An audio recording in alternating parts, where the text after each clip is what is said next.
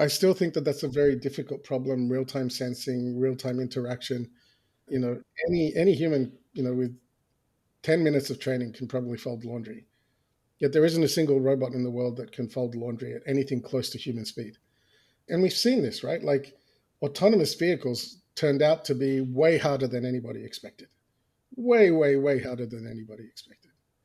So, I really think that, if your domain is pixels and words, you can make it look pretty convincing. But if your domain is sensing the real world with high accuracy, making sensible decisions in very constrained and time limited environments, that's a different game altogether.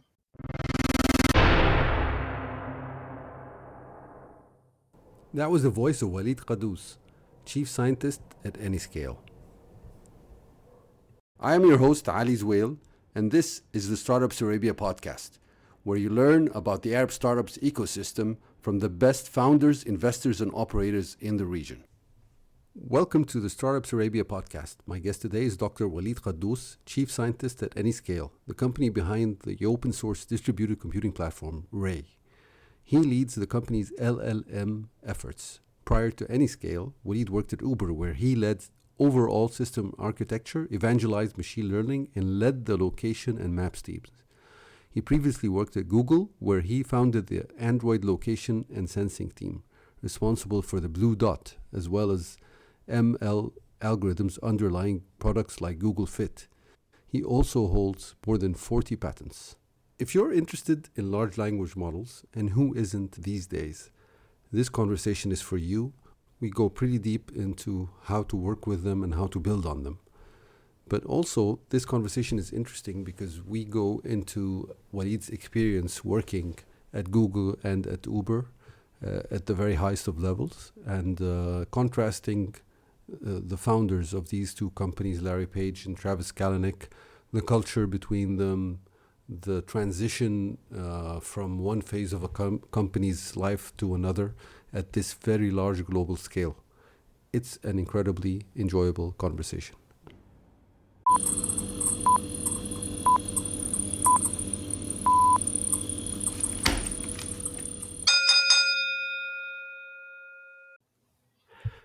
Welcome to the Startups Arabia podcast. My guest today is Waleed Kadous, Chief Scientist at Anyscale. I am so happy to meet him today because I've actually used products that he has had a significant hand in today, and I usually use them every day. He's someone who's worked on Google Maps, on Uber Maps as well. So, I mean, every single one of the listeners has probably touched code that Waleed has written or influenced in one way or another.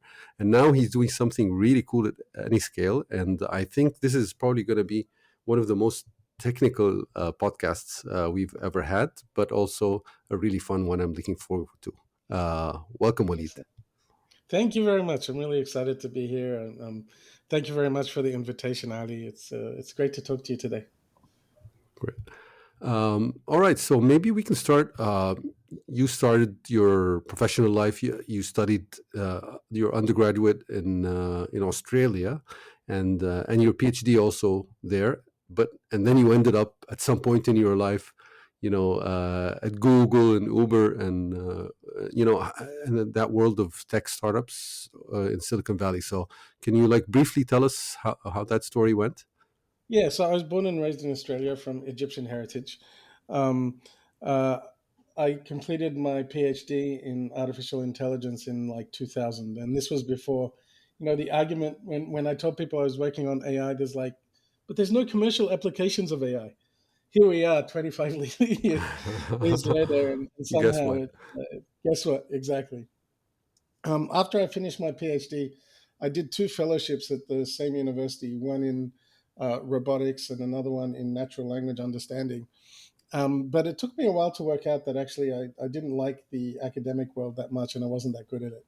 So after a while, I started looking at other opportunities. I interviewed for Google Australia, but ended up getting a role in Google in the US. And I joined a really interesting group that was on the edge between research and production.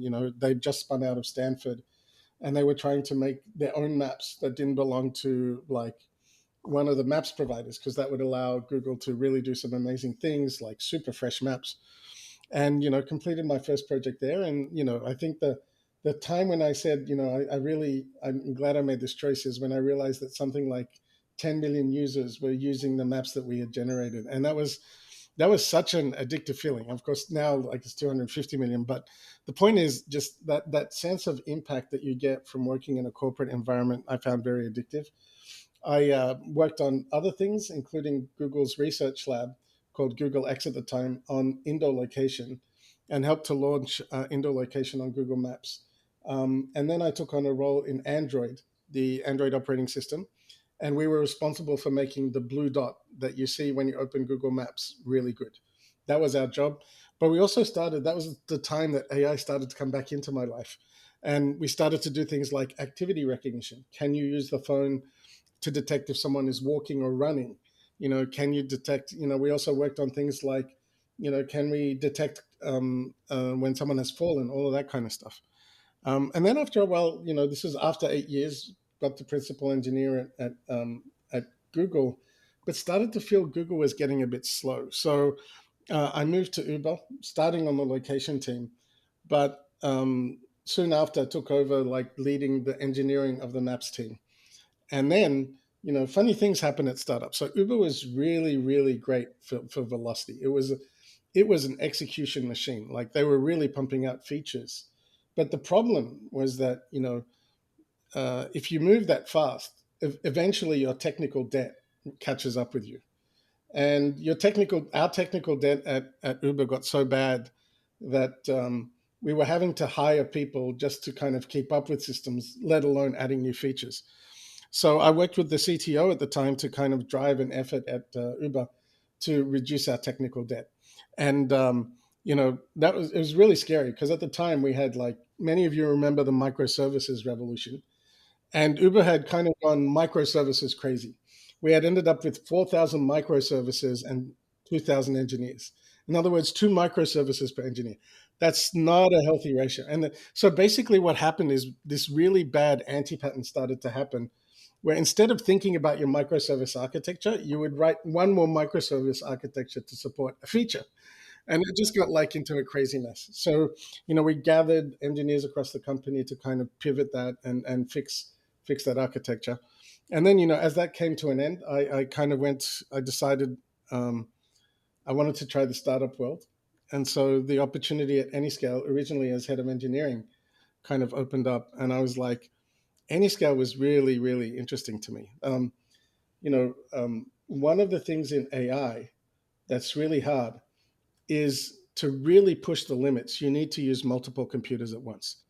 And as anyone who's knows, who's done AI, distributed computing is really hard. Getting computers to coordinate in a performant way is like painfully difficult.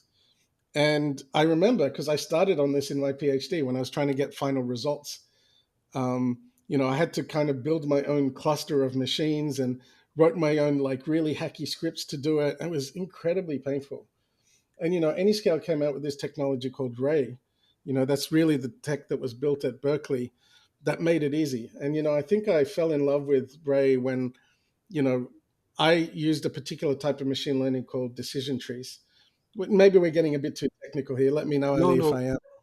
don't But worry. I had tried to parallelize decision trees for years, and it's a really hard thing to parallelize because it's kind of like it's a divide and conquer algorithm. In other words, you take your data, you split it in half, you take each half and divide it. That doesn't fit into normal distributed computing models. But when in the space of 3 hours, I was able to implement it and show a performance gain of 60% on my machine, and then I was able to scale up to 8 machines and see like 50% of them theoretical maximum. In other words, when I used 32 processors, it was as if I had 16 processors. I was like, okay, this tech is for real. So I ended up joining the company originally to head engineering, and then I, like many of you, something magical happened in November 2022. Right, ChatGPT came out, and it's like the world kind of woke up. And at the time, I kind of built engineering up from 25 to 75 people. I built my second layer of managers up, and I was able to find someone to hand it over. And I went to the founder, Jan Stoiker, who's a very famous Berkeley professor, and said, "Look, we're not.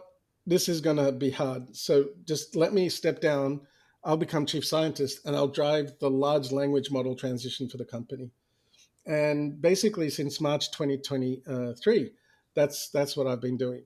Taking that company, Ray was a very good general purpose technology, but the LLM and Gen AI revolution was so intense that I remember a blog post that I put out, right? So we were normal, like it was normal for us. We were very well respected within the machine learning and data science community.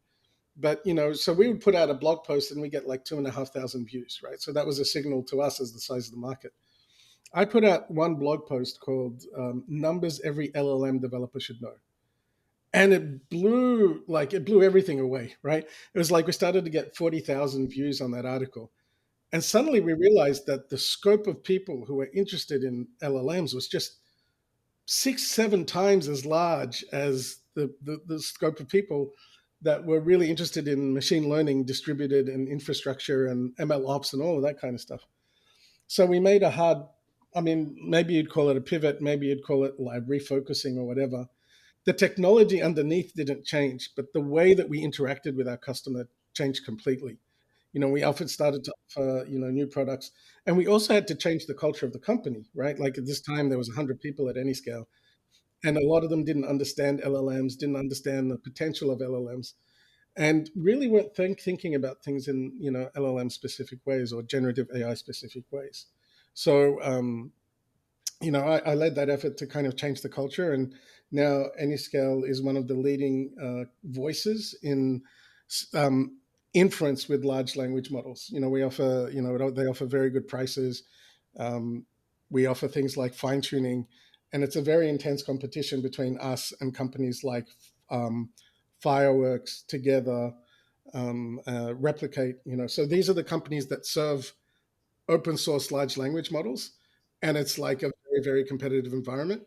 But we're kind of at the forefront of that now, developing like very clever algorithms, because we use all of the experience that we had for doing distributed computing before, and we're able to translate that to large language models. And that's kind of some of the things that I've worked on. Maybe it's a bit long winded, but No, that's about as I can summarize 15 years in. no, it is not long-winded. It's actually interesting, and it's interesting how your timing was kind of right, even though it wasn't like focused on the right exact specific things, but you were Yeah, kind of ready with all the components. But yeah, I think it took some courage to kind of drop everything and shift the whole company in a new direction. Uh, yeah, Luckily, with all the I think VC support and all the buzz around LLMs, thanks to ChatGPT, there was probably. I mean, I can imagine that if you tried to do that in 2022, you would have had much more resistance from your board and things like that. I think yeah. I mean, it's I think really that's great. yeah. I mean, it might seem like an obvious decision in retrospect, but that's life at a startup, right? At the time, it's like we have real customers paying for our traditional products, and Exactly. they're very respected, and it's big name companies, Fortune 500 companies. Why would you choose to pivot? And it's just Yeah. the growth opportunities were so much more. The way I think about it is I actually looked up the numbers, and there's about 500,000 machine learning, data scientists, infrastructure engineering type people in the world. There's about 25 million developers. So we kind of looked at those numbers and we said, in the future, almost every developer is going to be doing things with LLM at one stage or another, right? If it's not them using LLMs to develop their code, it's going to be them deploying products that use large language models. And we just said, yeah. And there was a lot of internal debate, inevitably, as you can imagine, when you kind of do things like that. And but like you said, it's kind of funny, when a music band is successful, all of a sudden, you often hear the people there saying, "Yeah, it took us like 10 years to be an overnight success," right? Exactly. And that's how it felt, right? It's just like we've been working on things in the background, and then when the large language model came, like with large language models, you have to deal with the scale question from day one, right? Like these models take the really good models take like four GPUs working together to kind of produce one answer. And so it kind of pushed this scale question, into the forefront. And because we've been focused on machine learning and scalable machine learning for such a long time, we were able to redirect very quickly. But it's only because of the foundations we built over the preceding 3 to 4 years that it enabled us to make this pivot very, very, very quickly. Again, it's not really a pivot. Like you Well, know, it is a it's a type ref. of, I mean, a focus pivot. Yeah, yeah, Um, it's actually, there's actually a name for it, but I can't remember it right now. Zoom in pivot, right? That's yeah, that's what something like what it was called in the Lean Startup. So, and I would say it took a lot of courage, to be honest, because a lot of people in that situation would have said, okay, half of the resources will focus on LLMs, and the rest will do this, and we'll have two business units and do that, and that would have not cut it because the other competitors who are focused would have won the market share. So, yeah, I mean, cool, really cool story. So, I mean, maybe drilling down on Anyscale, it's kind of similar to Databricks. It started in Berkeley as an open source project. So, with academic background, co-founders and things like that. And then it became a startup. Is that kind of a startup different in terms of maybe culture or process or the way it works than, say, in Uber or Google? yeah, it is. I mean, very different to Uber. Well, it's kind of like a hybrid, right? Like the deep technical details that you get from a place like Google, they were there, and the execution focus that you got from Uber, that was there. But in many ways, it has characteristics of both of my past experiences, right? One was the execution focus, and one was the deep technical focus. So there was a respect for like deep technical work, um, but it's definitely like the way that I think about it is that a startup can fail for three essential reasons, right? The first one is execution risk. You were not able to execute on the plan because you didn't build the team right, or whatever else. Product risk, like you built a really functional thing as defined, but the market didn't want it. And finally, with Uber and with Uber, that those two were present, but the execution risk was dealt with, and within 6 months, the product risk was dealt with, right? So it was like most of the risk of the startup had been averted. When you do a startup like the one we're doing at Anyscale, there's a third type of risk called research risk, right? Which is nobody knows if the problem that you're trying to solve can even be solved, right? And you have to balance that with kind of the practical problems of selling a product, right? And many of the things that we tackled, we thought we took wrong directions in engineering quite a few times. And so I think what happens is at a place like this that has that university DNA, there is an element of um, research risk. Like, can this problem be solved? Can you actually make distributed computing both efficient and easy to use? That's a 30-year-old question in computer science, right? Yeah, And maybe maybe we more. solved it, maybe more. you know, it's always been a challenge of performance versus ease of use when it comes to distributed computing. And so there's this third element of risk that comes into it. I feel like now we're more focused on the execution and product risk aspects, but I find this kind of model of like execution risk, product risk, and research risk to be a useful model for any startup to kind of look at. Where are we facing the challenges, um, and different startups can succeed or fail for any of the reasons on that axis, right? Right. Along those three different axes. So, I mean, you mentioned that this is like a 30-year-old problem, and it's been there for a while. Paralyzing complex workloads is very difficult. Nobody has really been able to make it easy in the way Ray has. So, what was like? Can you give me some background on what was like the key unlock, or what was the key insight that made Ray possible in the first place? I think it was the heart of Ray is a very complex technical thing called a global scheduler. right? So when you have work that you want to parallelize, you need something that does the coordination. And the usual problem is starting a new task or new thread of work across multiple computers is really, really tricky. But this group worked out how to build an efficient combination of a global and a local scheduler where there's a bias towards doing things locally. But if that local machine kind of gets overloaded, you can start to move the workload to other machines and you can add new machines to the cluster. It's really this aspect of how do you build such a thing, right? It's hard enough to build a scheduler on a single machine, but over years they built this really good design. And I think at the heart of the success of Ray, the open source project that Anyscale kind of is the company behind, is a certain ambition about tackling this problem that's 30 years old. And I still remember when I read the white paper for Anyscale, it was like there was this line in there that said something like, given the choice between architectural complexity and API simplicity, we will choose API simplicity.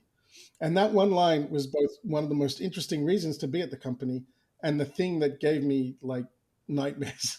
Because actually dealing with that level of architect, like at its core, Ray is actually a fairly complex system. And usually when you're like doing systems work, you actually want simple systems with clean abstractions and all of that kind of stuff and simple cases. But at the heart of Ray is actually fairly complex. You do things like distributed reference counting to make sure, that's as scary as it does. Most of us are used to doing reference counting on a single machine. That's at the heart of things like Python. But now you have to do reference counting across multiple machines. Many of us are used to having like an object memory. But what happens when you distribute that object memory across multiple machines? So at its heart, it's like we've developed these techniques over time. Let's bring them together to tackle this ambitious goal. And it's not perfect. It's still, I'd say Ray is amazing and has improved significantly. But there's still, I would say it's still not perfect because it's a somewhat leaky abstraction. You still need to know a little bit about how Ray works to take full advantage. But the nice thing is that Ray has been increasingly adopted by library writers in the machine learning and AI community. And that's kind of taken the burden off us, right? Because then it's only the people who are writing the machine learning libraries that really need to understand the complexities of Ray. You can then just go and use the library and that person's hard work to kind of solve your problems. And it's really the ecosystem around Ray and the libraries that support Ray. Some of them written by Anyscale, but some of them also written by the community as a whole. That's really interesting.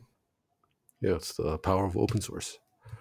So, and you touched upon this a little, but you joined Anyscale at a relatively early time. So it was founded 2019. I think you joined January 21, and versus Uber and Google, which you joined later on in their stories.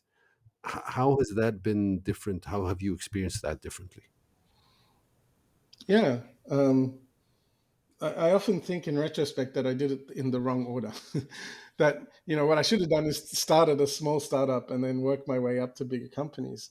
But, everything informs what you do. I think the key things are the pace and of execution is much faster. But I think as a learning experience, startups are wonderful too, because you get to, if you think of yourself as having a certain scope, right? Like managing 20 people, let's say, right? If you manage 20 people at a company like Google, you're managing 0.0001% of their workforce, right? Because there's 200,000 engineers at Google, right? If you're managing 20 engineers at a startup like Anyscale, that's like a quarter of the team, a third of the team. You need to kind of, and so just the level of thinking that you have to perform about who are our customers and what are the details. It's just it's a very different thing. The other thing to say, I mean, it's not one's not unconditionally better, right? It's just definitely the experiences that I had at Google, just seeing like how to build quality systems, that was invaluable. um, and so we tried to replicate that. So a lot of the effort we put in as I built the engineering team was about instilling a culture of excellence and really holding a high bar for quality and that really coming mixing the two cultures, right? So when I first joined, It was very much a lot of graduates from Berkeley who the people knew. It was very monolithic, mostly, males of a certain age, right? And then we started to bring in experts from other areas, from people like Google and Facebook and, all of those other people who just had a bit more engineering kind of seasoning, for lack of a better term. And doing that culture change kind of allowed us to kind of evolve. So usually one of the things you find is that a company like Google, most of the things like the engineering ladder and like promotion and all that kind of stuff is kind of defined. When you're at a startup, part of your responsibility as one of the early people is to define the culture of a company, and that is not an easy exercise, right? So I think there's a lot more building, and not just building of the technical aspects of things early in the life of a startup. You have to build all of the things that a company like Google built 10 years, 20 years before, right? Right. I think, yeah, but that's kind of the exciting part of it, right? Because Exactly. you can take what you like about your experiences at Google and Uber and other places, and you can bring everybody from every corner of the kind of startup world and kind of medium size all the way up, and everyone kind of mixes their expertise together, and you get something much stronger that way. I think diversity is kind of an overused term, and but really, if you think about it, um, you know aside from gender diversity and all of those kinds of things, diversity of background is very critical, because so there's a lot of really interesting research that shows that homogeneous groups are much more smooth, but they're not as effective as heterogeneous groups. So of course, the challenge is that of course there's going to be like a bit of cultural friction between, the freewheeling academic style, well, I built a prototype and I threw the code on the web, versus kind of the wait, I was dealing with a system that dealt with 3 million QPS. You can't, so there's always that kind of friction. But the beauty and the joy, the where things work is where you bring those two worlds together. And if you're lucky, you can maintain the execution speed of the youthfulness with the maturity and not heading down the dead ends of someone who's had the experience, right? And it comes from a mutual respect for one another. But again, it was like, this is the fun part of a startup. You have to solve whatever problem comes along, and because you're a much bigger fish in a smaller pond, you learn much more quickly. You know, at Anyscale, I was on the executive team, right? Like, so I had to learn about sales. I had to learn about marketing. I had to you know understand how we build a product organization. How do we set the right cultural balance between product management and engineering and get those two teams to work together? Where do we pull in design? you know um, all of those kinds of questions are struggles that you faced as a startup that you don't start you face at a larger company. So I mean, I think you learn much faster at a startup, to be honest.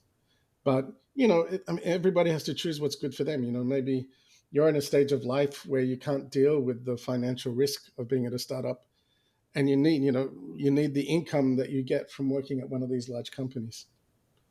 But so there's no judgment there. It's just No. throughout life we have to make different choices about what we want to work on and the different styles of places we Yeah. work on. That's the beauty of diversity, right? And and yeah, I mean, startups are learning machines essentially. So it's really cool to be in one, if you go with the flow and keep learning and keep adding value. So I Yeah, mean, I think one other thing I'd highlight is the type of people who succeed as a startup are a little bit different.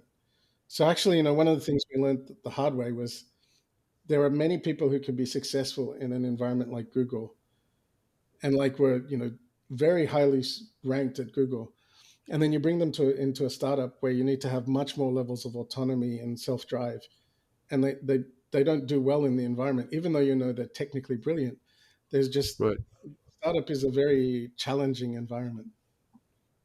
Yeah, I would definitely underline that. I mean, my first startup, I hired some people who were really brilliant in terms of.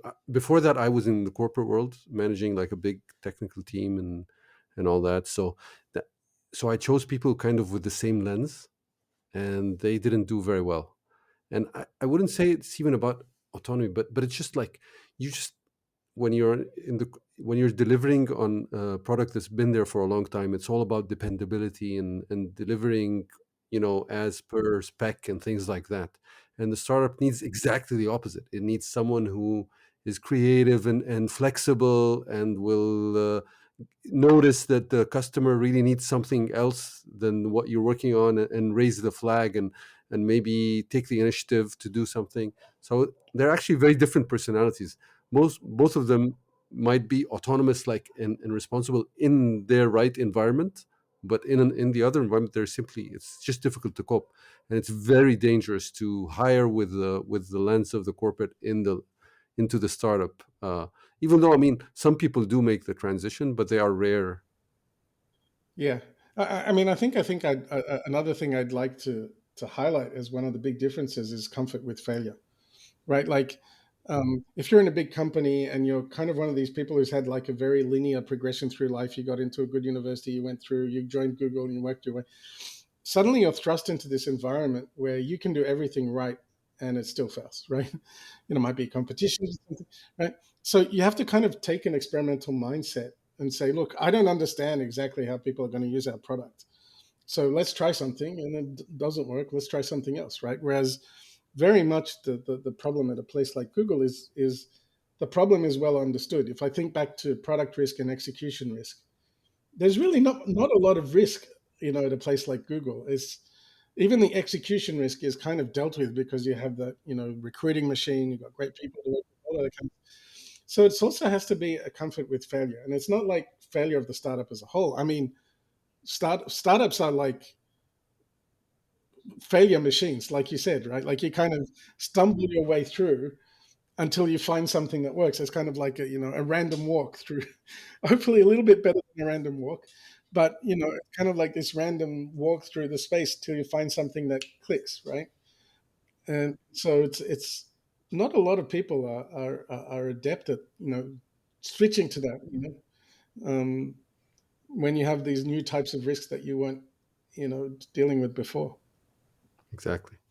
So, I mean, now that we're like comparing cultures, you worked in two very different cultures. I mean, Google and Uber, Yeah, these yeah. are like totally different types of companies, at least from what I hear. How did you? I mean, how did you experience that? What are your reflections on the contrast there? Well, I mean, yes, the transition was somewhat difficult, right? And again, um, it was a really difficult transition because you kind of assume that Google everything is done right at Google, right? But you start to realize no, there are some issues at Google. I think the main one was execution speed, right? So you just like I'll give you an example at Google. To ship a product, they had this system called LaunchCal, which is the launch calendar. And before you could launch, everybody had to kind of sign off before you launched. And there was about 40 people who had to sign off. Everyone from legal to internationalization to the VP of this to the. And so launching stuff, just became very, very difficult. And it makes sense for Google, right? Because there's so much at stake. That search page, you change one pixel and it's a $3 million, $5 million per day difference, right? Like, so it's the right setup for them, right? We have to have all of this ultra caution stuff, right? At Uber, because it was much newer, it was just like the Wild West, right? It was like teams would do things, sometimes, one example of this going crazy was at one point there was like a bar for notifications at the top of the Uber app, right?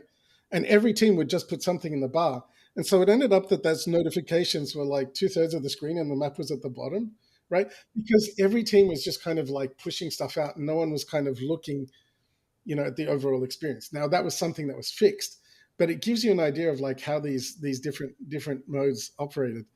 But it's just this spirit of fast execution. Also, I think Google started without much competition, and it was far in the head of everyone else. Uber was in like a down and dirty like street fight almost. For market share, and got bruised and battered a few times, like its whole experience in China, for example, right, where they went in guns blazing, and then local, and then so they were very. I think one thing that I've learned is the impact of competition on a company's culture, right? Um, And of course, things were very turbulent at Uber, right? Like we had two CEOs. There was, there was a time at Uber when reading the front page of the New York Times was more informative about what was happening inside your company than kind of going to the all hands, right? And different board members were leaking things. So it was completely insane. Like you'd go to an all hands, and literally the all hands, someone like Mike Isaac is watching the all hands in real time and blogging the contents of the. It was completely crazy. So different things, and the idea is that you talk, you pick up the best from each of them. I think one thing again is just realizing that Google was a walled garden, and another thing, technically speaking, but Uber was almost entirely built on open source, right? And I went from like Google had its own terminology and very well crafted things. The way Eric Raymond describes it is cathedral, very much well designed and everything, to Uber, which was very much like a bazaar. It's just like complete mess, more like rather than being organized, it's more like an ecosystem of different forces operating, right? So, I think that also is something that was so I had to relearn all of the terminology. Oh, this is this thing in Google, big file or whatever. This is what they call HDFS in open source. And so, one of the great things about Uber was they not only used open source, they actually, when I look at how many companies spun out of Uber that were open source related, Chronosphere, which is a very popular logging system, Cadence, which is kind of like a journal system for executing things with guarantees. It was actually a very fruitful place. And on one side, you could say, well, all of that value was lost. But on the other hand, you can say that kind of very flourishing, kind of crazy environment where no one was really in charge. Um, it was also like a very fruitful environment that led to a lot of innovation. Yeah, yeah. The trick is just to keep it from exploding, like with technical debt or whatever. But if you can manage to keep it going that way, that'll be great in Yeah, terms of yeah, innovation. Yeah. It's very interesting as well. You know how it reflects almost the personalities of the founders as well. I think both at Google and at Uber. yeah. I think so. Um, Again, yeah. Like I was very fortunate to work with both Larry Page and Travis Kalanick. Very, very different personalities. Larry Page was, you know, um, very, very forward thinking. In some ways, he was very hard to work with because he lived in the future. So we would come to him with ideas that we thought were really powerful, and he'd be like, "You guys are smoking crack. That's not a great idea." Um, but he really thought about innovation very systematically. And Travis was more like a very good tactician. You know, our competitors move X, we do Y. And, you're always trying to bridge the gap between someone who lives far in the future and, someone like Travis, who we were trying to bring AI into Uber, and we're trying to explain why he should make a forward investment in AI. And so, there's always challenges. Um, the CEO's kind of philosophy about the future really has a huge impact about strategic versus tactical decisions. And I think Larry Page left, you know, stopped being involved in Google day to day by like 2017. But he made the big bets. He really did. Like he bought YouTube. I remember when Larry bought YouTube for $1.8 billion, and people said $1.8 billion for YouTube. And now it's like very clear that he saw the future. The same thing with Android, the same thing with Chrome, right? Like he's the one who drove those forward investments and really thought about the long term. So yeah, I mean, it really does make a big difference. The for better or worse, right? Like Travis was also, how do I put this, pretty morally flexible. Maybe maybe that's the best way to put it. you It's know, a he, diplomatic way to put it. yes.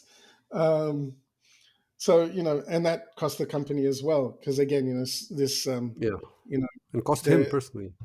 yeah, it cost him personally as well, but also things like there was a much more like Google had a more collective structure, which and consensus driven structure, which slows you down, but in some ways in the long term pays off. Whereas Uber had much more individualistic culture, and everything was built around that. Even the compensation system was, you know, but that also led to kind of people focusing not necessarily on optimizing for the company as a whole, but for their own career, right? So for better or worse, the characteristics of the founders are like reflected in the DNA of the company. Yeah, and it's and that's why it's been fascinating to watch Dara and what he has done at the company, and he's kind of turning it into a different company, and just moving a culture is very hard, but I think he's doing a pretty impressive job, and they're finally profitable this year. Yeah. I mean, I So think there was I mean, everybody has opinions, and opinions are very easy to come by, but there wasn't, I think Uber has become a very successful operational company, right? But there was a moment there when it could have been more, right? When it could have been like mm, a great technical company, uh, or there were more ambitions, right? And again, I feel like at that point when when Dara took over, there's no doubt that he solved a lot of the problems, right? Like there was some crazy stuff with legal cases between Google on autonomous vehicles, and Dara just very methodically removed every little obstacle. You just see these news bulletins come out that say, okay, problem X has been fixed, problem Y has been fixed. And you knew that Dara had just worked to say, what's the biggest problem I need to solve to first get us to IPO and then get us to profitability.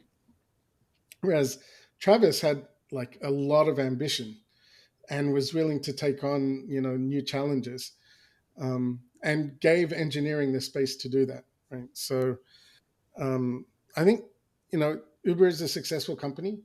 Um, you can have a discussion about whether it's a successful operations company or a successful tech company. Um, it's probably one of the most capital intensive businesses, that you can, I mean, there's a lot of real world dealing with atoms in the real world versus just bits, which is what something like Google has to do. It's just a very, very challenging thing. And it's hard to maintain growth, right? Like you run out of atoms, you run out of cities to launch in, right? constraints are much So more physical, yes, um, and probably what made Travis like the right person for it. at the time, yeah, I don't think it would have. There's a question of who's the right leader at a particular time. It's not always the same person. You know, um, I like Ben Horowitz, who again, I've had the good chance. He's on the board of Anyscale. He Oh, has this piece where he describes wartime leaders versus peacetime leaders, exactly. right? Yeah. And wartime leaders much more command driven. This is the direction we're going in. If you have a different opinion, I'll listen, but I have to be much more this. Whereas, kind of the peacetime is the fostering type person. And you have to make sure that, the best leaders can flip between wartime and lead time, peacetime.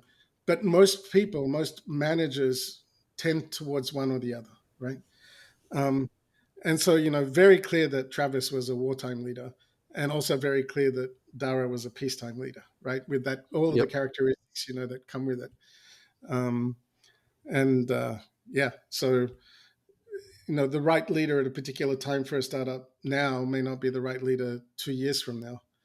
And Absolutely. that's also something that, you learn as you observe the life cycle of other startups. Yeah, and even countries. Um, Yeah. yeah. So let's maybe go down a more technical tack. So I've heard you say about talk about that, like having an open source model that's fine tuned can give you the same performance or better than the top like GPT-4 kind of performance of a closed source model.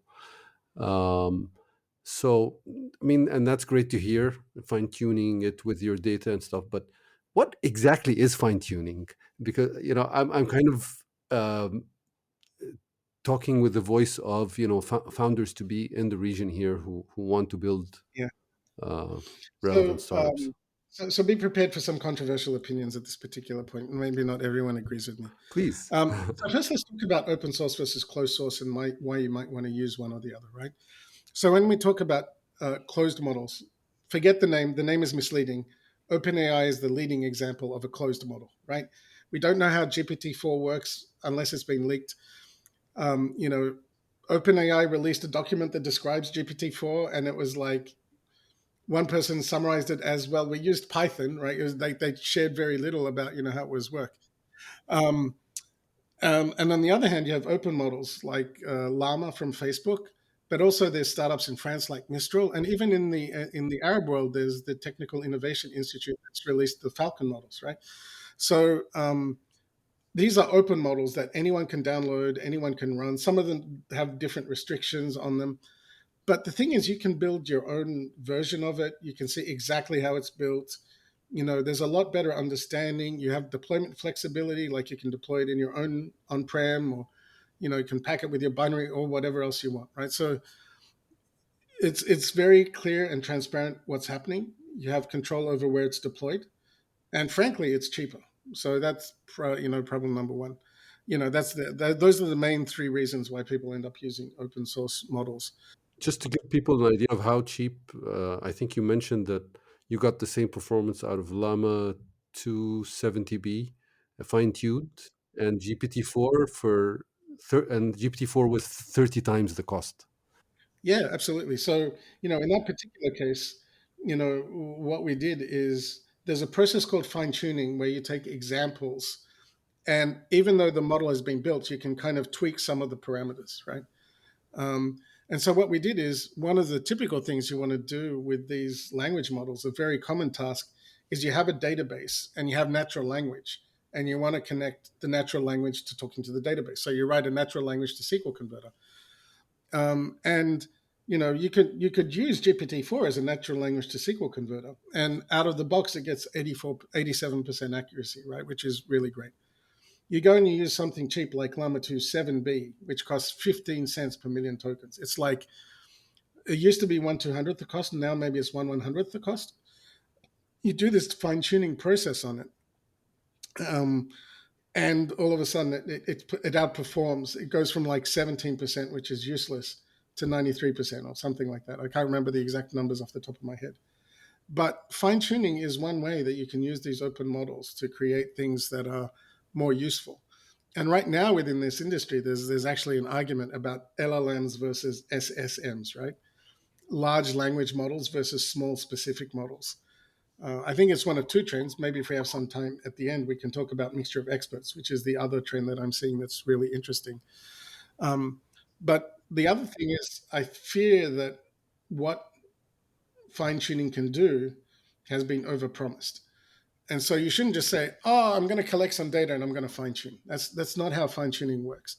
The way that I described it is that fine tuning is for the form of the output.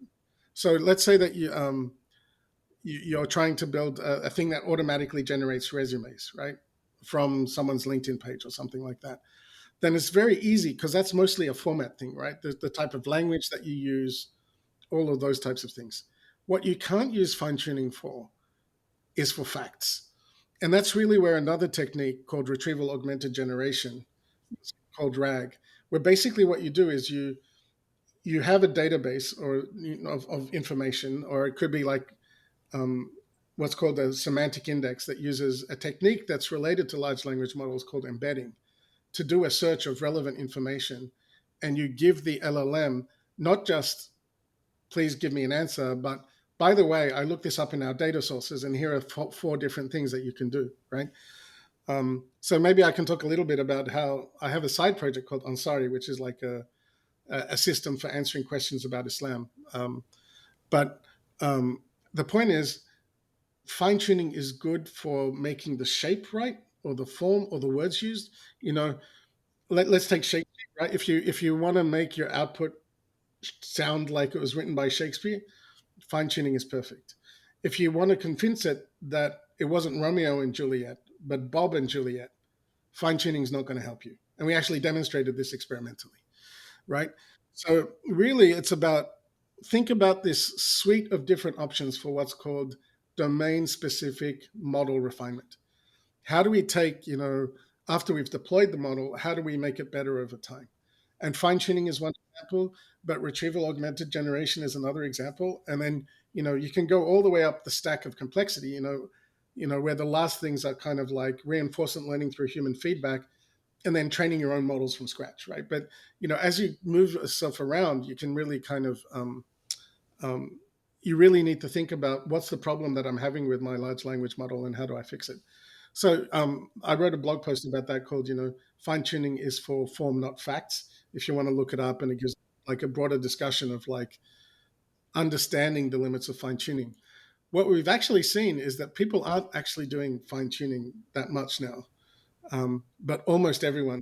Retrieval augmented generation is really the thing that's kind of gaining Right. momentum. And it's not that fine tuning is useless, it's that you need to know what to use fine tuning for and what to use retrieval augmented generation for. Uh, Right.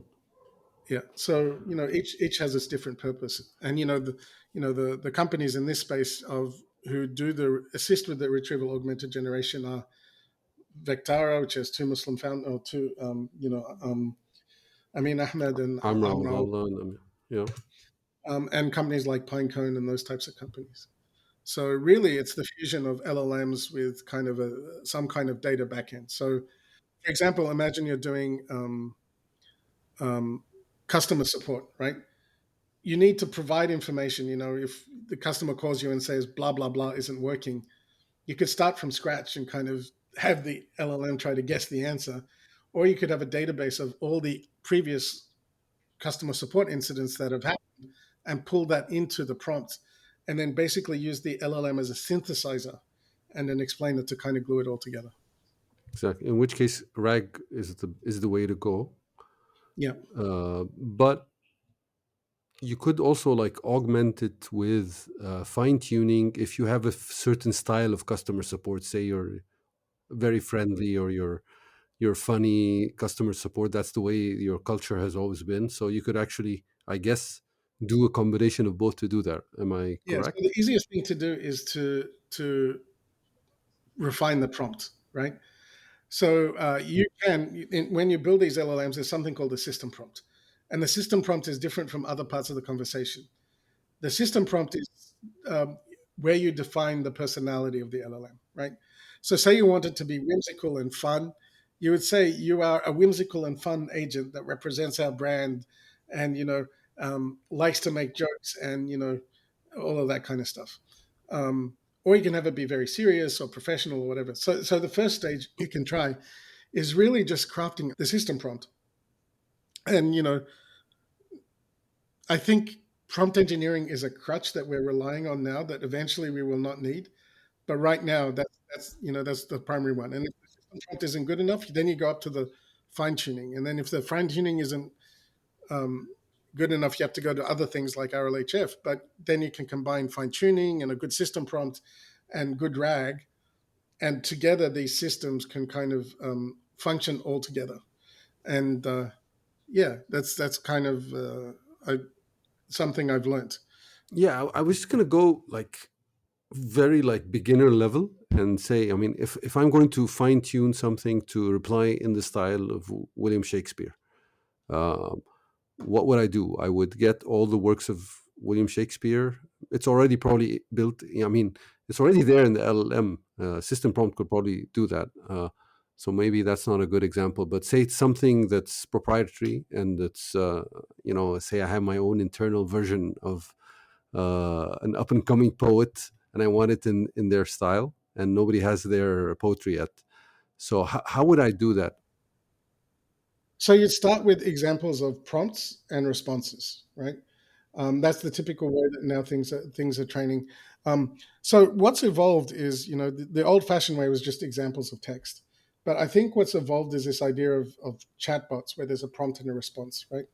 And so you can generate that prompt and response in like lots of different ways, and you Mm, can use it to kind of train that model. So you could probably get pretty far by just telling the agent, "I want you to talk like Shakespeare." But if you wanted to do something like, let me give a few examples. One example would be, say that your model is not strong in a particular language, and there's like a particular jargon. Like many of us know that in English.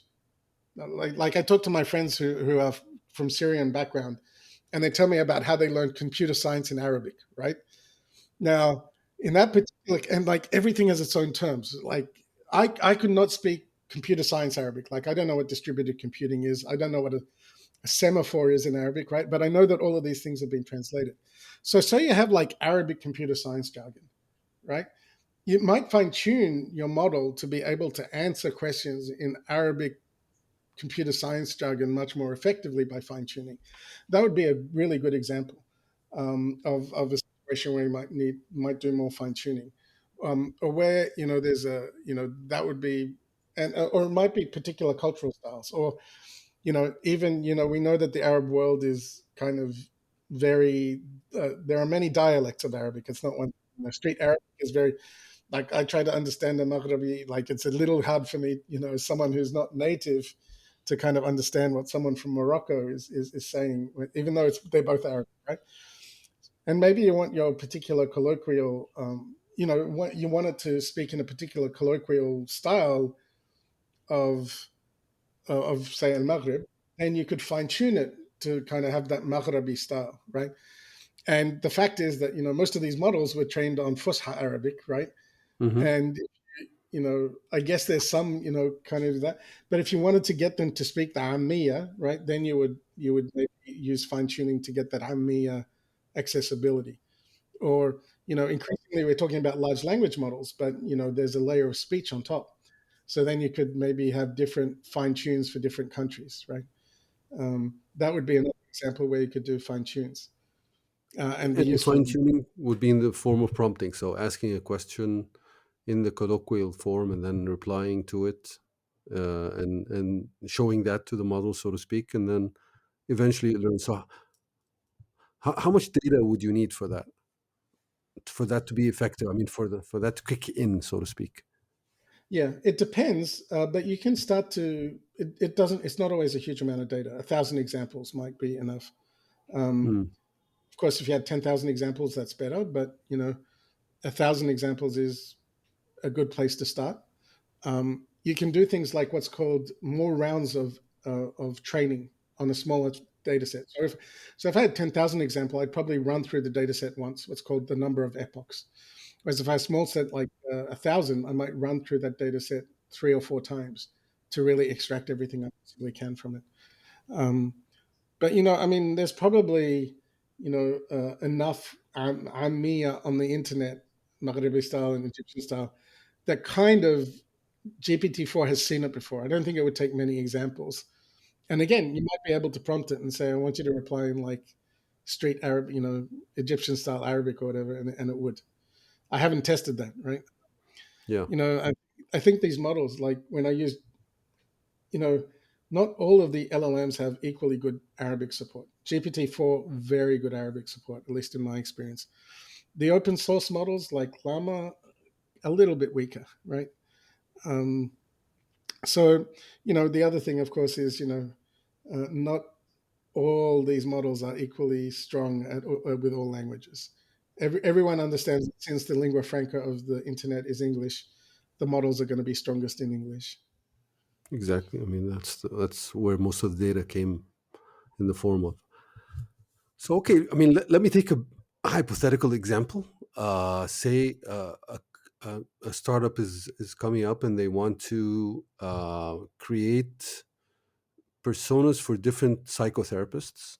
And so each psychotherapist already has transcripts of their conversations with lots of different patients, and they can load up all these things. But they want, if somebody chooses X psychotherapist, they get the type of routine and approach that ex psychotherapist would have replied in, and have the conversation run in that way.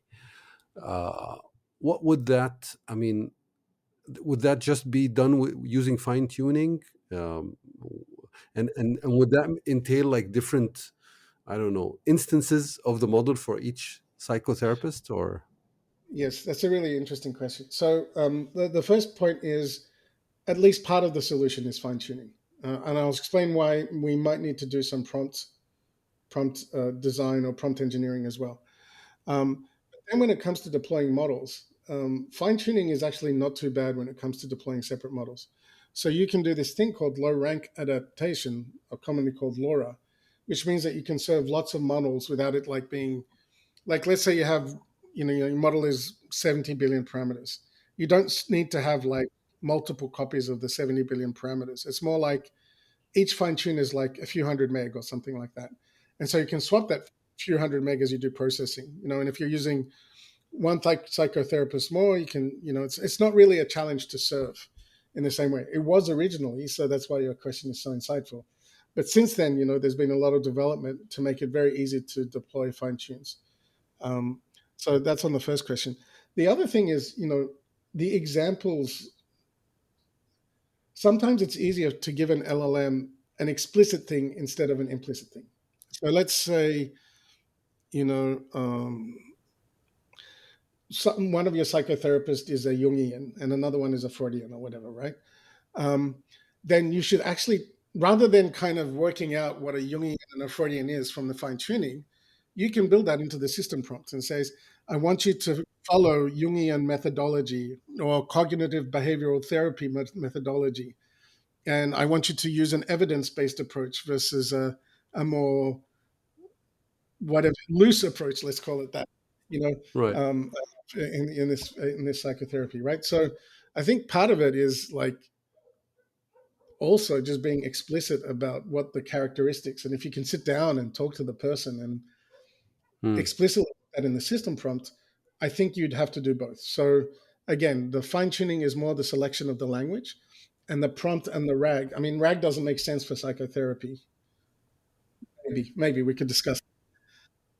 Yeah, it could in terms of the approaches, right? So, you could, for example, if you're doing cognitive behavioral therapy, you might have a portfolio of different approaches for different situations.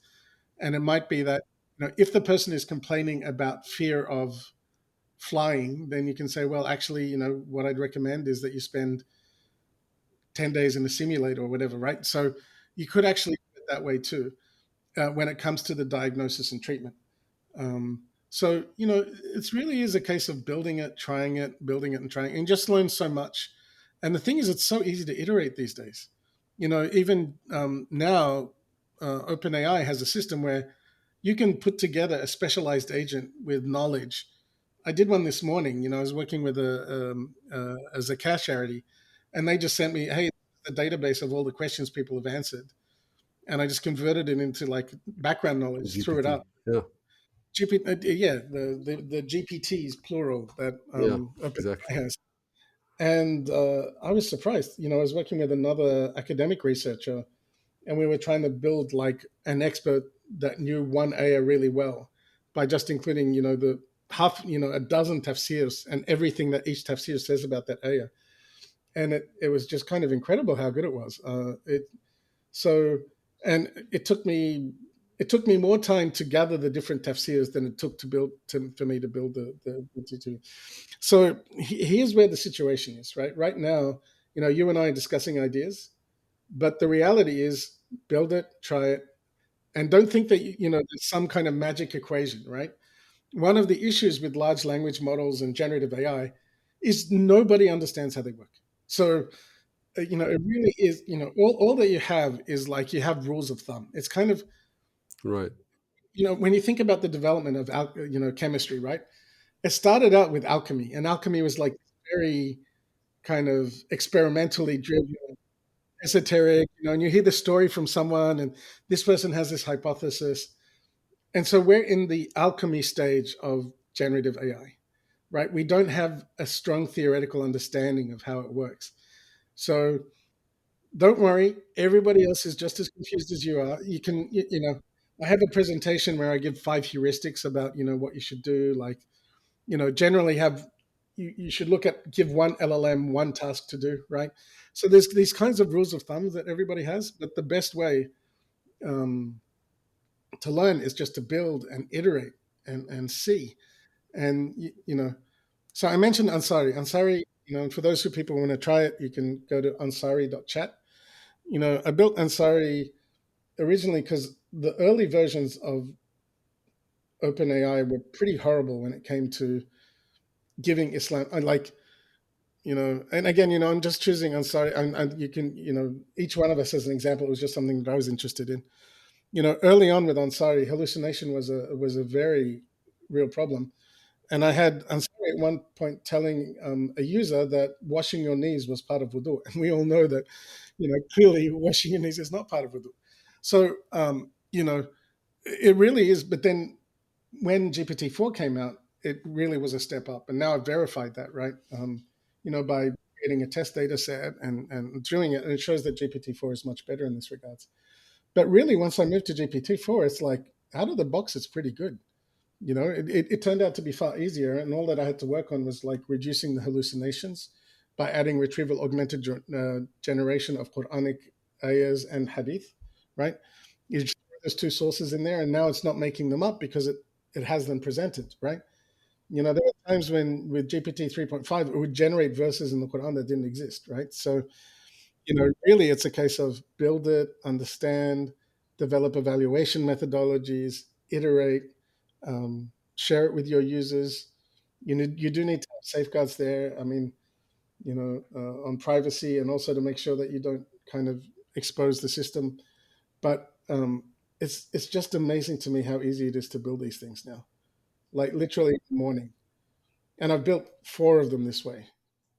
Wow. So just as I try to partner with organizations and help them understand how this thing would feel like, if it's 3 or 4 hours of effort to really build something that can give someone a feel of like what a system built on their data would look like. It's kind of amazing. Right. And from your experience, is there like a specific type of person or developer that's more adept at building with these things, or are most like effective developers probably capable? I think it's like anything. I mean, you can do courses and so on. I think at some level, having an understanding of the technical details of how LLMs work, and this idea of logits over this, and probabilistic generation, non-determinism, temperature, all that kind of stuff is useful. So every so often, I'll find when I'm working out one of my heuristics um, that having a theoretical understanding is useful. So, for example, um, when you have a lot of context, uh, these LLMs tend to remember the beginning and the end because of the difficulty of the of storing information in the middle. So you kind of use that as a hint. And so for one domain, I asked the question twice because I was worried that the LLM would forget. So I asked once at the beginning, this is the question that I want you to answer. Here's some context just to remind you, this is the question again. So every so often you will have something that kind of is a little bit informed by theory. Right. But honestly, it's just like everybody, this is new to everybody and everybody's just trying to work it out just like you. Um, and again, it's not like a programming language, right? It's more like Hmm. I probably will regret this in future, but it's more like a child, like in the sense of correction and like Yeah. it doesn't quite work. Coaching, and that's not the way you shouldn't have said that. This is the right Yeah, thing to yeah, do. yeah, exactly. I know that sounds like a strange comparison, but it really is kind of like, and No, it makes you know, sense actually. that's the same way that a technique that works perfectly for one child might not work for another child at all. Sometimes with LLMs, it's like that, right? So anyway, We're probably gonna go into that area in a couple of questions, but first, I mean, you mentioned heuristics. I mean, when I fine tune a model, when I set up the RAG system and get it, how do I measure accuracy and hallucinations and things like that? How can I? Is there a way to measure it, or is that also something that we people just experiment with and have their test data and check against um, it? yeah. So it's a very very hard problem, right? Um, Evaluation is still kind of one of the unsolved problems. But again, just taking Ansari as my own personal project, what I did is I generated a list of 100. I looked at, so first of all, you can look at records, right? So I would look at like Ansari was used. Right now it gets like 120 maybe requests a day. or conversations a day. So you can look through those conversations for examples where it could be wrong, examples, and you kind of try to pattern match like that. So Mm-hmm. I expect if there's some factual questions from that to ask to make sure that, as I make tweaks to the system, it doesn't regress. I also kind of I brought humans into the loop. So, again, I'm sorry, obviously, because it talks about religious subjects, you want to verify that it's not making stuff up.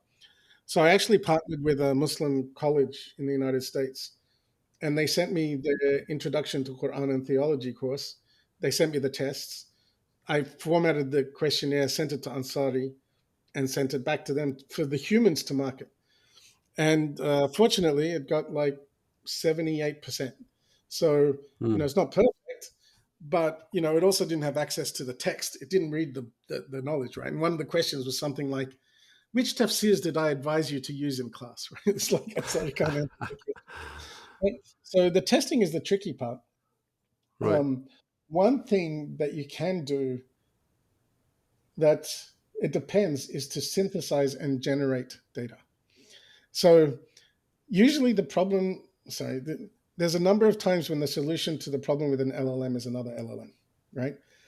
So let's say that you're trying to do fine tuning, but you understand the domain really well. So, a good example is um, the natural language to SQL thing, right?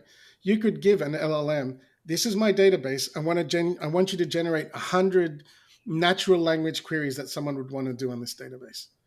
And then you can use that to help you craft your test set. Right. So this idea of like not just using LLMs at runtime, but using it for training or using it for validation, or if you have two systems, and this is very serious, right? Like, so the state of the art for comparative evaluations is system A better than system B? Is to take the output from system A and system B and give it to an LLM to tell you which is better, A or B, right? That's the only scalable way that we've been found to do it, right? Now, often what you do is you use the best LLM you can when you're doing that evaluation instead of an easier LLM.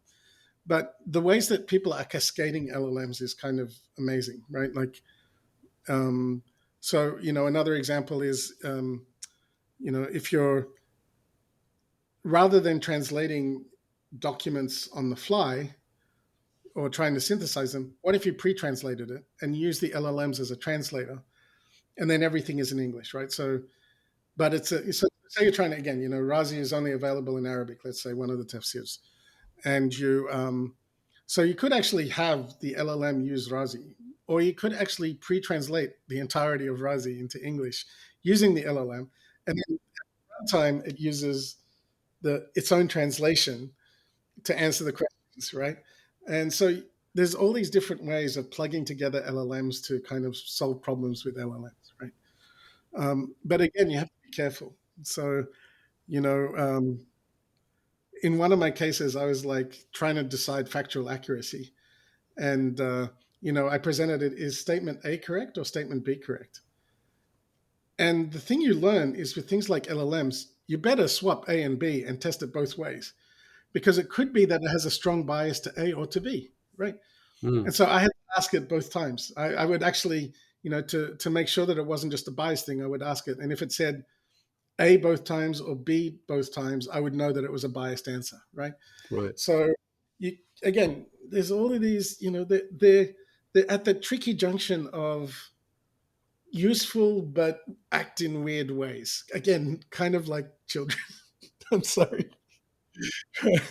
Helpful and sometimes listen, but every so often they'll do something that just kind of like, why Drives you would any? crazy. I don't think I'm Yeah. going to live this down if my wife hears this podcast, but And one day your kids. uh, cool. So, okay. So, I mean, you've spoken before about, that now startups will have several LLMs, open source and closed source, and optimize and on the fly choose between them, decide maybe based on combination of cost and effectiveness for the specific prompt and query and stuff like that. So how does all this actually get done? There are some very nice libraries in open source, things like LangChain and Llama Index, that make this type of chaining of different LLMs possible. Um, it's also not that hard to do it yourself, it turns out. Um, the thing is, you want to separate deployment from running, right? So you kind of want to have your LLM running somewhere and then have your particular flow use those LLMs, whether those are commercial LLMs. But the actual flow of control is just like normal if then statements, it turns out. So it actually turns out to be surprisingly easy. It's not that hard to do. It's just the question is the fine tuning, right? So every one of those LLMs needs its own system prompt. Every one of those LLMs needs to be tested. You have to try different configurations. So let me give you an example. At Anyscale, we were working on a system that classified bugs. Um, and we first tried to have it summarize and classify at the same time, right? And we found that the error rate was like 65%. But then we said, okay, what if we do it in stages? Let's summarize it first and then classify and have one LLM that does summarizing and one LLM that does classifying. And sure enough, we did that. And the first one was 90% accurate, and the second one was 90% accurate, but the product was still 81%, which was considerably better, right? So that's one of my heuristics is generally, if you can, one LLM does one thing. Not not one LLM to summarize and classify, one LLM to summarize and another one to classify, right? But then you can imagine, side by side, does it classify the raw text or does it classify the summary? You got to try different configurations. So, and again, like I said, there's no theoretical foundation for this really, aside from like these heuristics that I mentioned, like one LLM, one task. Um, so you just have to try the different configurations, see what works better. Yeah, sounds good. So I mean, regarding, do you think it's possible in the region here to build like an open source LLM? Because I mean, training LLMs and building them is an incredibly expensive thing. Um, so I mean, beyond something like Falcon, which was basically supported by the government of Dubai, what is it? Do you think it's even plausible that a startup can be built for something like this, or an academic team from a region like the Arab world could do this, or it's something that maybe not now? So the first question, is it possible? Well, I think we have an existence proof in Falcon, right? Obviously. Um, but not just that. I mean, the real issue is just it costs a lot of money, right? So estimates are GPT-4 cost $100 million or so to train. So if a startup can get access to $100 million, it would take some expertise, like you have to hire the right people to do it. But there's no fundamental obstacle to it, right? The other thing I would ask though is that where you start, right? Like, why not use something like GPT-4 as a base, or something like Llama 270B, or Mistral, or Zephyr, or any of these other systems? Kind of just improve them, and that's far more cost effective. You can experiment far more quickly. Building these, like to build them on just a typical like Llama 270B, they published how much they needed it, and they had 2,000 GPUs running for 3 months or something like that across 250 machines, doing nothing but building this model. And people just very carefully nurturing this one compute process, making sure it checkpoints every day so it doesn't lose too much. But checkpointing takes its own time, so it's not technically difficult. It's almost like it's just a question of capital and hiring the right people. So I can't say why it won't be. Now, is that where we should start? I would say no. Let's push the limit on fine tuning RLHF. There are all these other techniques to take an existing model and make it better. Um, and as I mentioned, there's areas of mixtures of experts, right, or chaining experts, right? Like you have one LLM that's very strong at Arabic that maybe talks to an LLM that's very not strong on Arabic, but very strong on reasoning or very strong on analogy or something like that. So, I know it's the big kind of, how do I put it, the holy grail of we want to be the company that owns our own model. But is it the right thing? Is it the right thing to go after? No, like I said, it's just a case of getting enough money and hiring the right people. It's not like you can go in right now and download the code that was used to generate Llama 270B. Within the community, there's something called Hugging Face, where this is very, downloading anything of Hugging Face is like surprisingly easy. It's just getting the computing power to train it for 3 months, right? And that's where my company Anyscale comes in, because companies like OpenAI use Ray to train their models, because again, this is a ridiculously large distributed task. Right. Okay, so that kind of brings me to another question related to safety. So safety is starting to be something. It's almost like the new Facebook algorithm or Google algorithm, where it seems to me that through the process uh,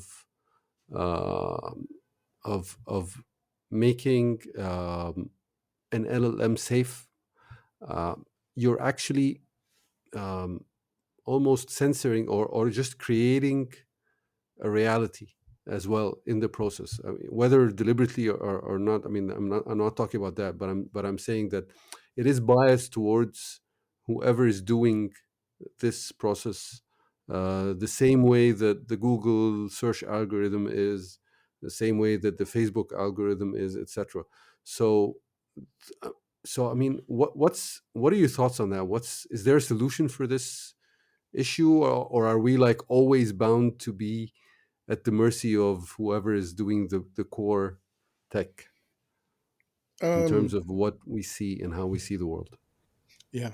So first of all, let's acknowledge that there is bias, right? And there's very much, to be direct about it, a Californian bias, very liberal, Western-minded bias, because that's the selection of data sets, and male, to be honest, as well, right? There just aren't that many women working in the sphere of LLMs, unfortunately. Um, so there is that bias. The first thing I would say is careful design of system prompts can help. Um, so one way to think about the system prompt is to think of it as choosing the personality. Think of something like GPT-4 as having 10,000 personalities in it. Hmm. And the system prompt is the choice of one of those personalities, right? And so you can choose whether something has that. So you can do things with things like the system prompt. It can go too far. So, for example, I've had, you know, I think I said, at one point when I was experimenting with Llama 270B, I said, what's up, dude? And it kind of said, please don't call me dude. That's a pejorative term. It's exclusionary. And it's like, okay, so the California thing really has made its way into this, right? Um, so I think um, there is this bias. I think it can be removed. I think what's happening now is, again, almost like there's an evolution increasingly of two systems, right? One is the one that generates, and one is the one that moderates.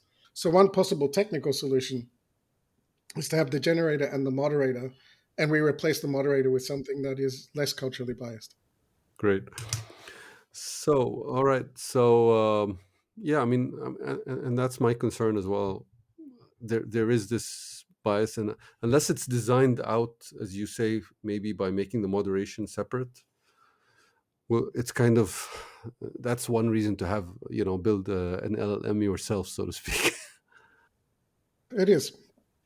And I mean, I think the other thing to say is organizations are responsive to these types of problems, right?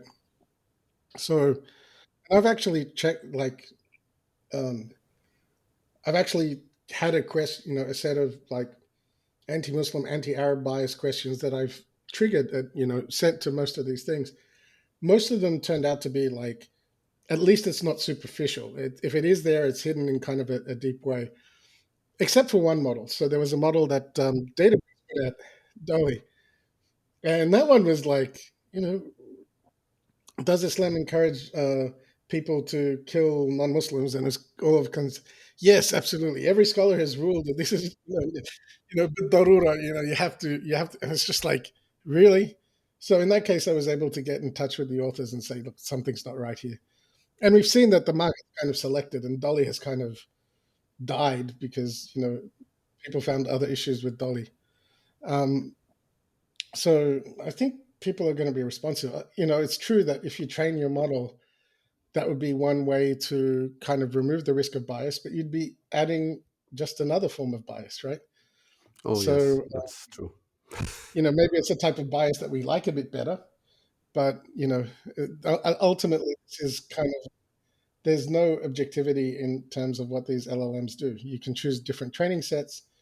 You have different humans who do the reinforcement learning, and so it's very hard to produce a system that's free of bias. I think the real question is how do we test for bias, and um, how do organizations respond? And so far, I've seen pretty good responsiveness. Okay. It's a problem, I guess, in life in general. So every technology we've had, we've seen the bias of the makers. That's normal, built into it, so to speak. Yes, Uh, definitely. all right. So some people think that we're like just a few years away from AGI. What do you think? So on the one hand, this advance in like I've been in AI for like 30 years, and I've never seen as rapid an advance. This is definitely a quantum leap. This is like something that's very new. I don't think though that that's the same as AGI. And I mean, you use these LLMs and you see their power, but you also see their limitations, right? Um, I think you know there are still lots of problems that are unsolved in AI, and I think the one that's most interesting to me is embodiment and robots. And I still think that that's a very difficult problem: real time sensing, real time interaction. There's so many like how many startups have there been that try to build a system that folds laundry? Something that any human with 10 minutes of training can probably fold laundry. Yet there isn't a single robot in the world that can fold laundry at anything close to human speed. Um, so manipulation, interaction, dealing with the complexity, and we've seen this, right? Like autonomous vehicles turned out to be way harder than anybody expected. Way, way, way harder than anybody expected. So, I really think that if your domain is pixels and words, you can make it look pretty convincing. But if your domain is sensing the real world with high accuracy, making sensible decisions in very constrained and time limited environments, that's a different game altogether, right? Um, my joke is that people who are worried about, if you're worried about AI taking over the world, remember who's the only person who can pull the plug out of the wall, right? Like, ultimately, if it gets to that, we can just pull the plug out of the wall. And, as long as we can do that, the AI is not going to overtake the world, right? Um, so I think it's overstated. I think, um, AGI is one of those things. Unfortunately, the history of AI is also the history of hubris for a very long time.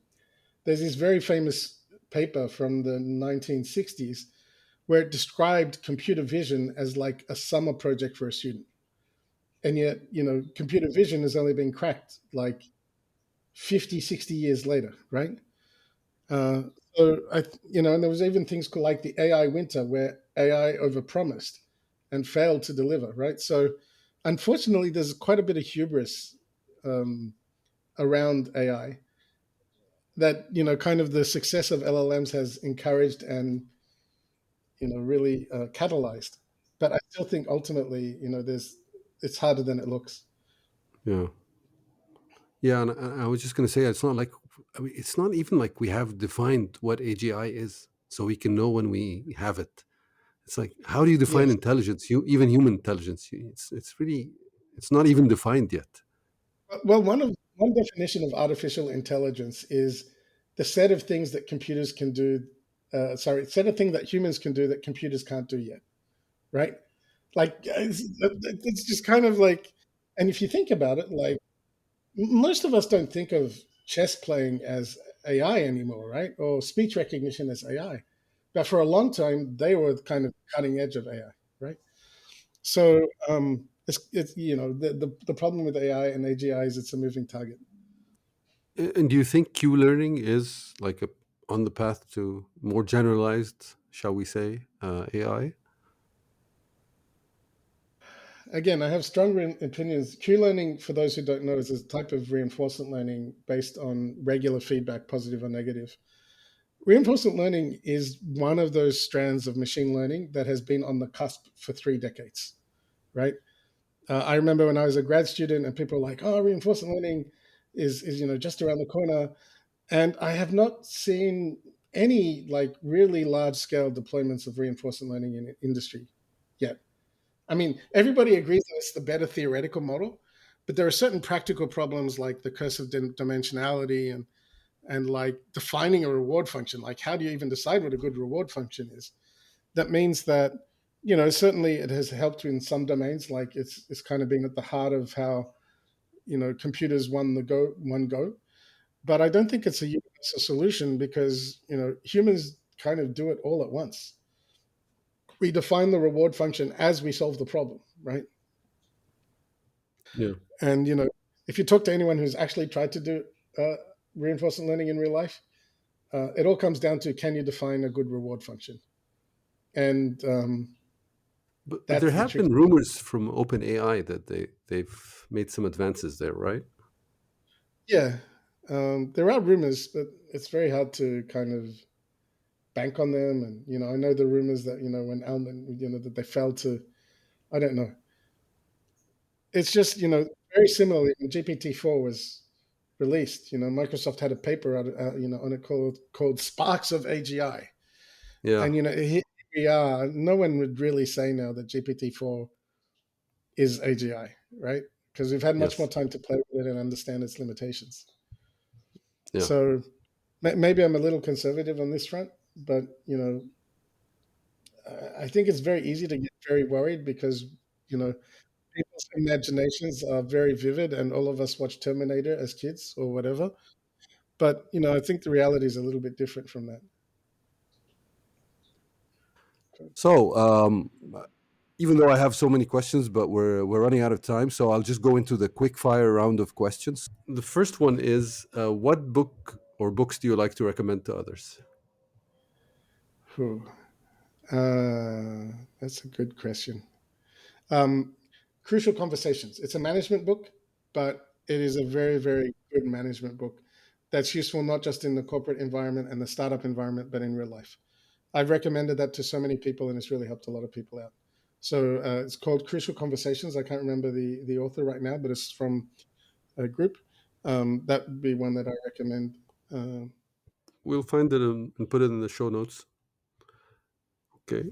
What's the? I heard you do some angel investing. What's like the latest investment you've made, and why are you excited about it? I think I'm really interested in things at the junction of location and robotics and AI. So I've made some investments in a company called Retrocausal that are using AI to improve the manufacturing process. That's probably my latest investment. All right. Um, okay. Who do you think we should have as a guest on the podcast? Ooh. If you haven't had him already, Amra Awadullah is just like a barrel of laughs. Um, Okay. I mean, Ahmed is also really great. Wa'il Nefa, who's like been involved in the story of Kareem from the early days. These are all really great people. I think would be great interviewers. So, what questions should I have asked you that I didn't? um, I don't know. Um, where do you think the field is going? Maybe. And I would say I think there's two trends. One is this mixture of experts idea, and the other one is multimodal, like fusion of images and Yeah, text. and audio, I guess.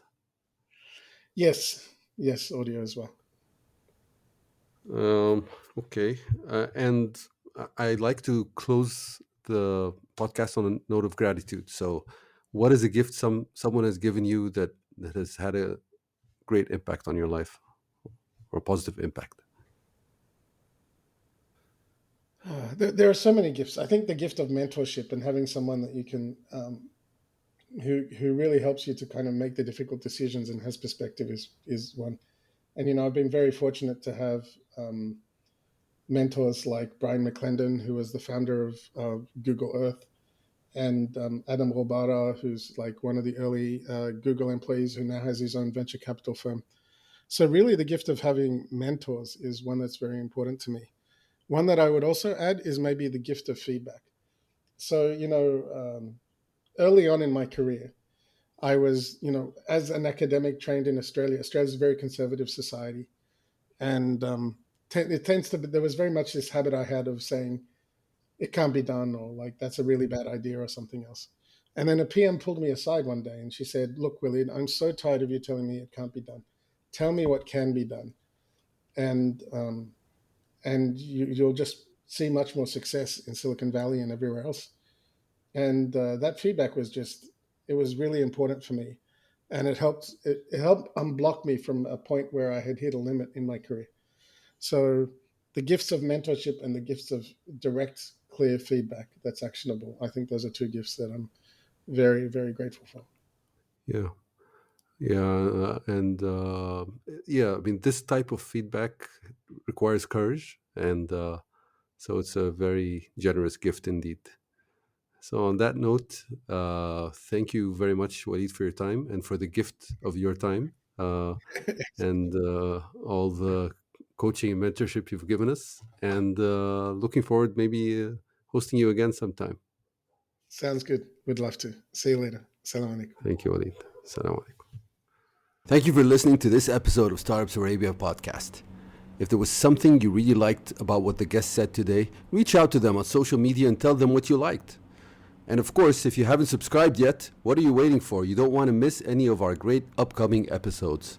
Also, please rate us and give us comments on our social media accounts so that we know how to improve. And also tell us what you like. We don't mind hearing that either.